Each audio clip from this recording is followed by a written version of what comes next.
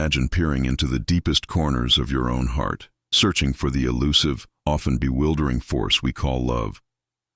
What if the very blueprint for your most profound connections, your deepest longings for another soul, wasn't just a matter of chance or chemistry, but something ancient, something wired into the very fabric of your being since the dawn of humankind? Forget everything you think you know about finding the one. Legendary psychologist Carl Jung, a man who fearlessly charted the uncharted territories of the human psyche, unearthed secrets about love so profound, so revolutionary, they will make you question every relationship you've ever had and every connection you've ever yearned for. Prepare to have your understanding of love completely shattered and rebuilt. As we delve into the shocking truths Carl Jung discovered about this most powerful, most human of experiences. This isn't just about romance. It's about the primal forces that draw us together, the unconscious patterns that dictate our desires, and the ultimate quest for wholeness that lies at the heart of every loving connection. Are you ready to uncover the hidden architecture of your own heart? Then stay with us, because what Carl Jung revealed about love will truly shock you. Carl Jung, a titan of psychology, dared to venture where few had gone before, into the labyrinthine depths of the human psyche, seeking to understand the very essence of our existence, and perhaps the most perplexing of human emotions, love. What he unearthed within the swirling mists of the unconscious mind was far more profound than mere romantic sentiment. It was a revelation that would forever alter our perception of connection, intimacy, and the yearning for wholeness. Jung didn't just analyze love. He dissected its archetypal roots, tracing its origins back to the dawn of humanity, showing how it is woven into the very fabric of our being, a primordial force echoing through generations. He illuminated how our personal experiences of love are not isolated incidents, but rather resonate with universal patterns, ancient images, and collective memories that stir within our unconscious. This isn't just about finding the one in the traditional sense. It's about the soul's profound drive towards completion, a journey often mirrored in our most intense relationships. Jung's work challenged the simplistic notions of love as a purely external phenomenon, arguing instead that true connection begins within, an intricate dance between the conscious and unconscious aspects of ourselves. He introduced the revolutionary concept of the Anima and Animus, the unconscious feminine and masculine principles residing within each of us, regardless of our biological sex.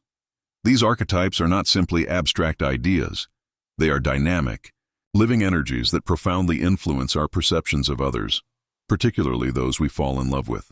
The attraction we feel, he suggested, is often a projection of these inner figures onto another person. We are drawn to individuals who embody the qualities of our own unconscious opposite, a magnetic pull that promises to complete what feels missing within us. Imagine looking at someone and feeling an inexplicable, almost fated connection. Jung would argue that this isn't just happenstance. It's the unconscious recognizing a mirror of its own longing. It's the anima in a man recognizing its projected form in a woman, or the animus in a woman seeing its reflection in a man. This initial intoxicating phase of attraction, often fueled by projection, is just the beginning of a much deeper, more transformative process. It's the psyche's subtle nudge, guiding us towards the individuation journey, where we integrate these unconscious aspects within ourselves rather than perpetually seeking them in others. The journey of love, according to Jung, is therefore intrinsically linked to the journey of self-discovery, a process of becoming whole.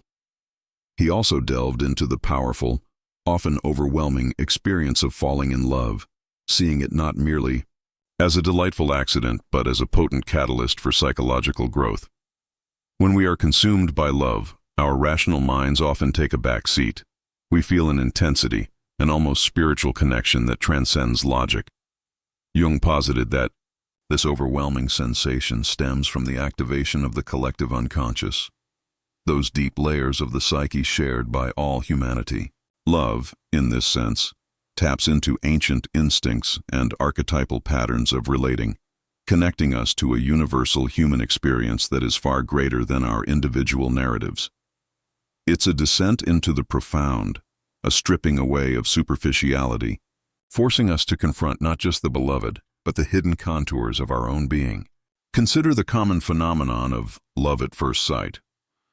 While often dismissed as mere infatuation, Jung would suggest that such instantaneous recognition hints at something far deeper. The sudden, potent activation of the anima or animus, seeing its perfect external embodiment in another. It's not just physical attraction. It's a profound unconscious recognition of a missing piece, a complementary force that promises wholeness. This initial projection is a powerful, almost mystical experience, but it's crucial to understand its true purpose. The other person isn't genuinely your anima or animus. They are merely a screen onto which these powerful inner images are projected. The magic and intensity of the initial falling in love phase is, in a Jungian sense, a call to adventure, an invitation to embark on the journey of individuation. This isn't a selfish journey. It's about integrating these unconscious aspects within yourself so that you can relate to the other person as they truly are, rather than as a mere vessel for your unconscious desires.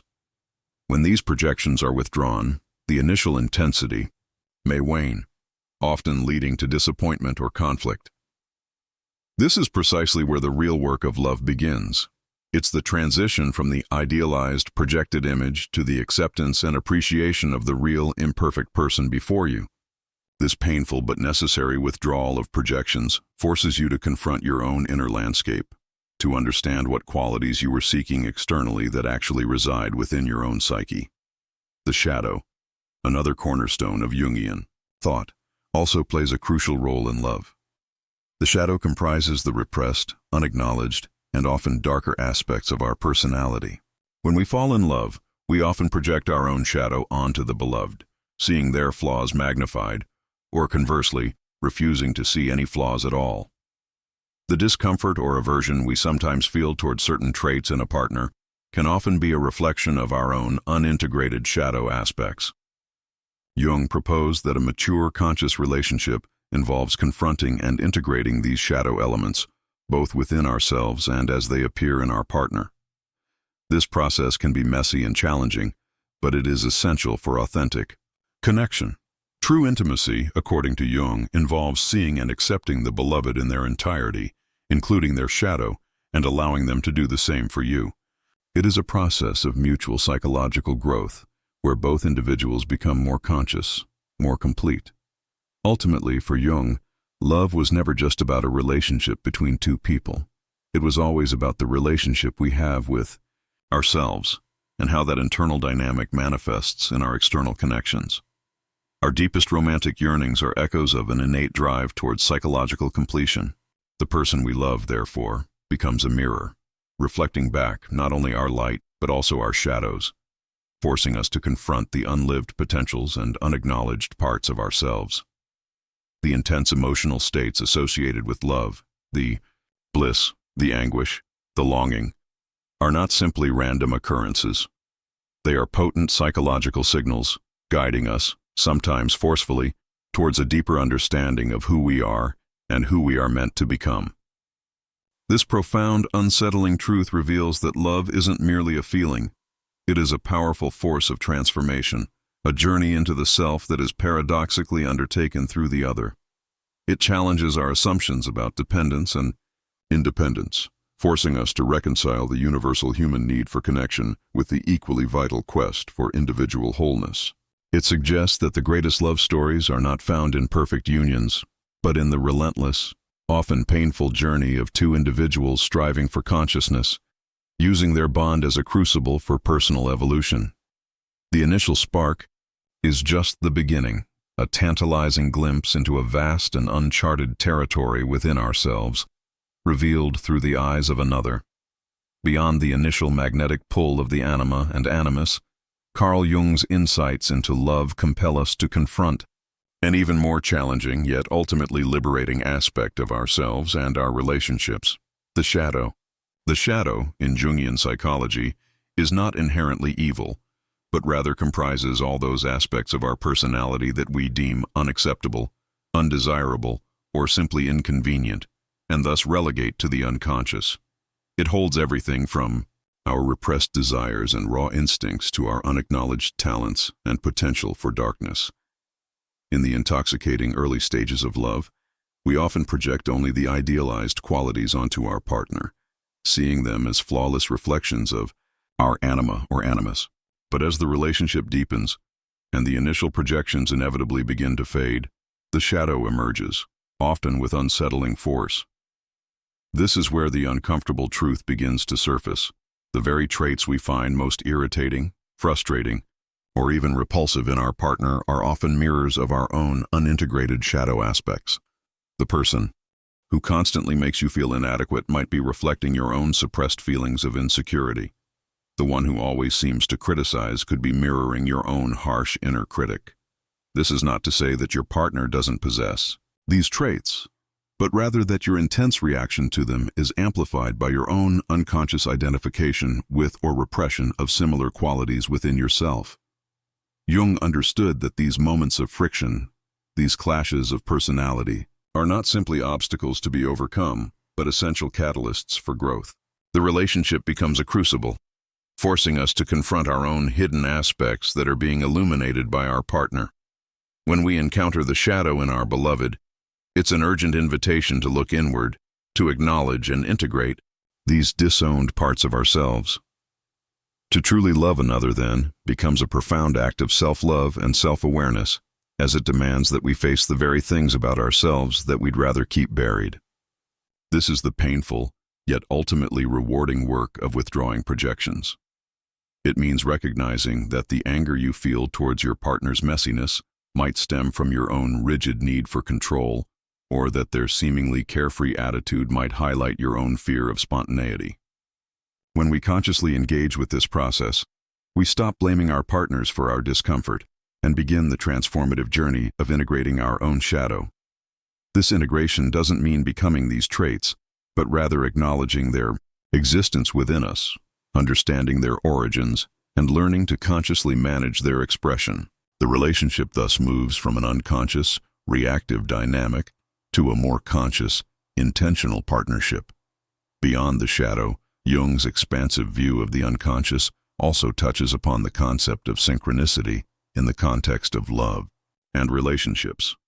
Synchronicity refers to meaningful coincidences that cannot be explained by conventional cause and effect, yet feel deeply connected and significant.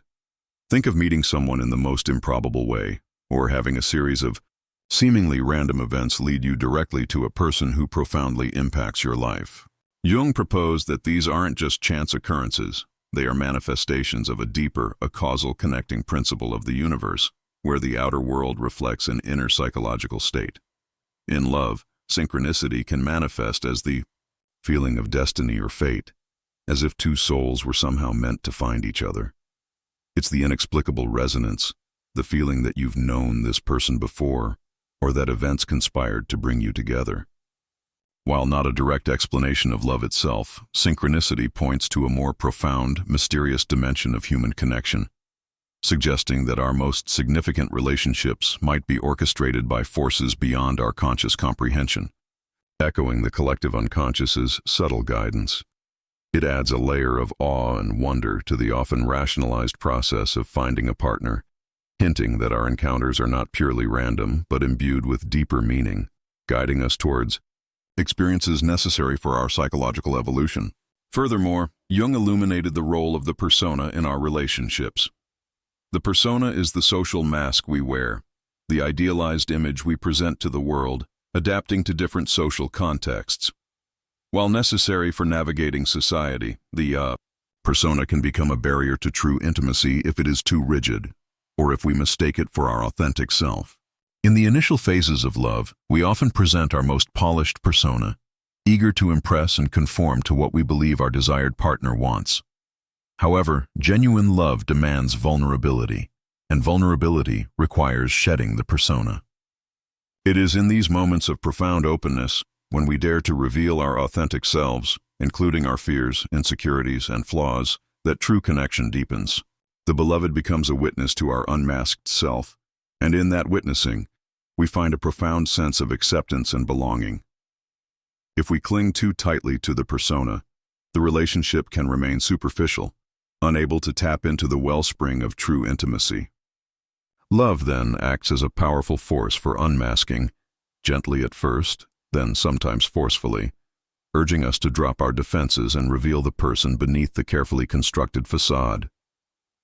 This act of courageous self-revelation, often spurred by the unwavering gaze of a loving partner, is another crucial step on the path towards individuation, as it helps us integrate the disparate aspects of our personality and become more whole. The conflicts that arise in relationships, therefore, can be viewed not as failures, but as opportunities for deeper self-knowledge and for the dismantling of these protective, yet isolating masks. The journey of love, particularly in its Jungian understanding, is intrinsically tied to the ongoing process of individuation, which is the lifelong psychological journey of integrating the conscious and unconscious parts of the self to become a unique, whole individual.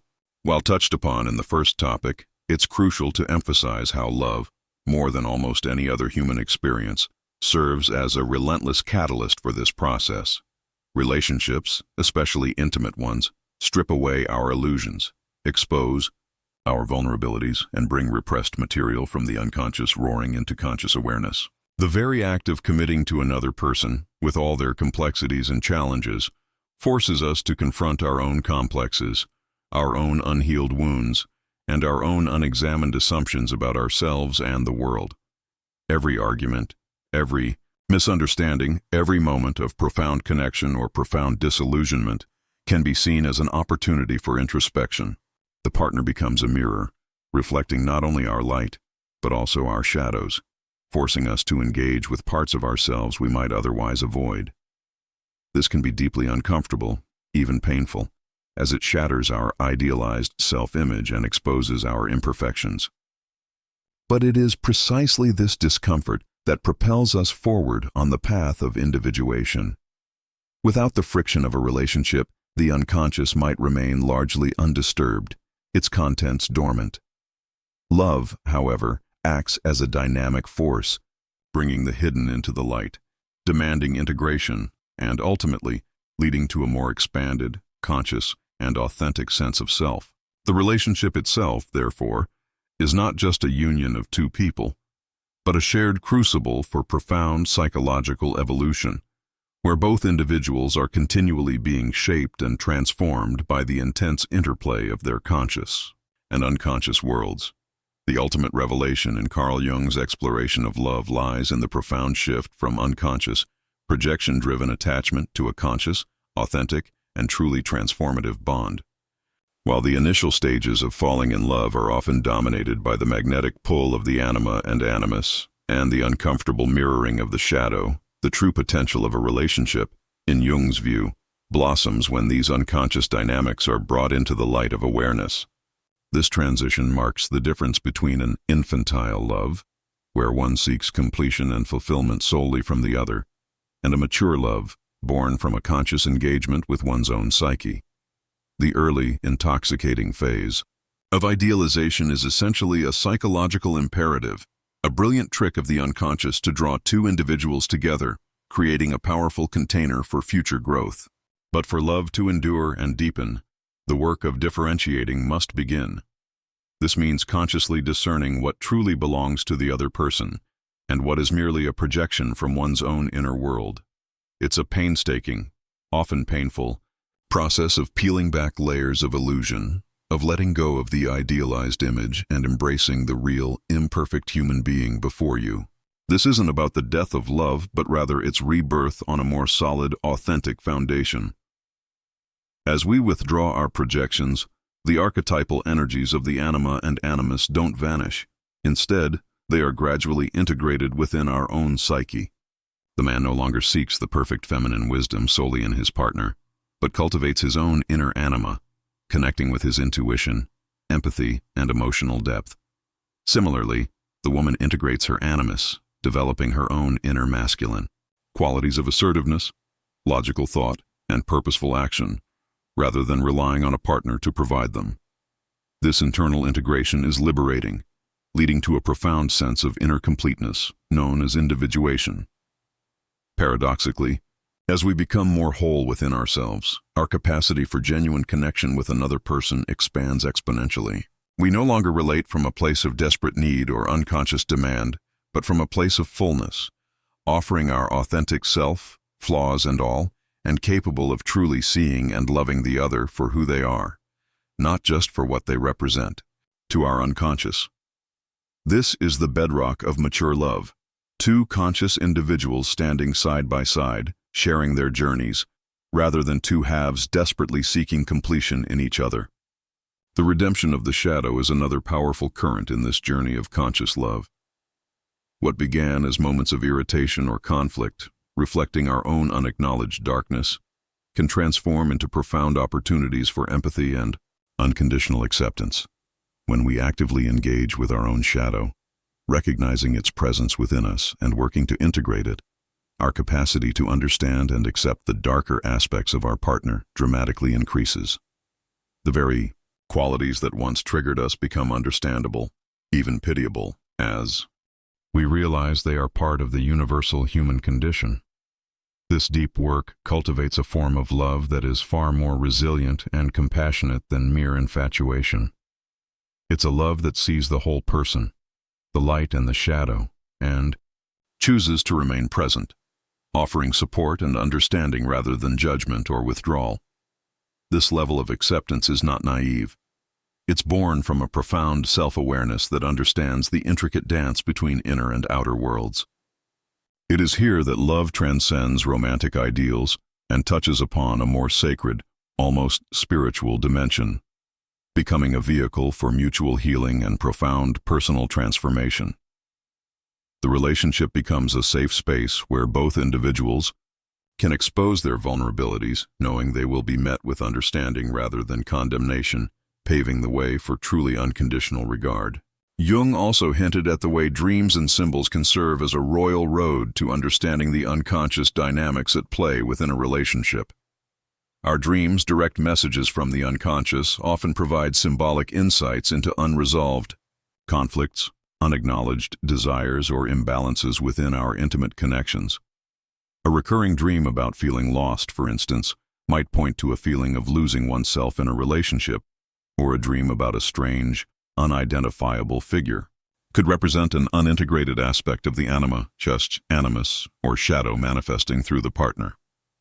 By paying attention to these nocturnal messages, and by reflecting on the symbolic content of our daily interactions, we gain a deeper awareness of the subterranean currents that shape our love lives. This symbolic understanding moves beyond mere psychological analysis.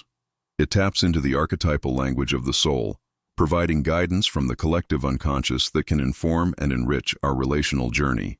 When both partners engage in this kind of reflective practice, they create a shared space for deeper understanding, fostering a relationship built not just on conscious communication, but on an intuitive awareness of each other's deeper psychological landscape.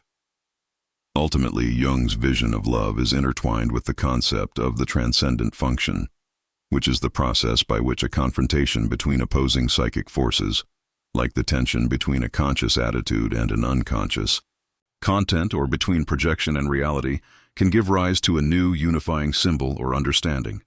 In the context of love, when the initial projected image of the beloved clashes with their reality, or when a couple navigates profound conflicts stemming from unintegrated shadow material, this tension can either tear them apart or, if consciously engaged with, lead to a breakthrough. It's through this courageous engagement with the otherness of the beloved and the otherness within oneself that a new perspective emerges, a new form of relationship that transcends the initial limitations. This isn't about compromising. It's about evolving, about creating a third entity, the relationship itself, that becomes greater than the sum of its parts. Love, then, is not merely a means to an end, but an end in itself, a sacred path that leads to a profound encounter with the self, the guiding principle of the psyche that seeks wholeness and integration. It is a journey that often feels destined, not because an external force dictates it, but because it aligns so perfectly with the soul's inherent drive towards completeness and conscious awareness, transforming the individual and, in turn, transforming the very nature of their most intimate connections. This is the startling yet ultimately hopeful truth of what Carl Jung discovered about love. And so, we've journeyed through the profound, often startling landscape of Carl Jung's discoveries about love. From the primal pull of the anima and animus that ignites our initial attractions, to the challenging, yet ultimately transformative encounter with our own shadow reflected in our partners, Jung reveals that love is far more than a fleeting emotion or a simple romantic ideal. It is a powerful, inescapable catalyst for individuation, a lifelong process of becoming whole and conscious. We've seen how our relationships are not just external connections, but intricate dances with our own inner world, forcing us to integrate fragmented aspects of ourselves and transcend superficiality. Love, in the Jungian sense, is a sacred crucible, demanding vulnerability, pushing us beyond our comfort zones, and ultimately guiding us towards a deeper, more authentic connection with ourselves and with the world around us. It's a testament to the human spirit's innate drive for completeness, often found mirrored in the eyes of another. If this deep dive into the hidden dimensions of love has resonated with you, if it's sparked new questions or given you a fresh perspective on your own relationships, then I urge you to subscribe to our channel. Don't miss out on more explorations of the psyche and profound human experiences. Comment below and tell us which of Jung's insights about love surprised you the most, or how these ideas relate to your own experiences. We love hearing from you and engaging in these important conversations. And if you found value in this journey, please hit that like button to help us share these transformative ideas with even more people.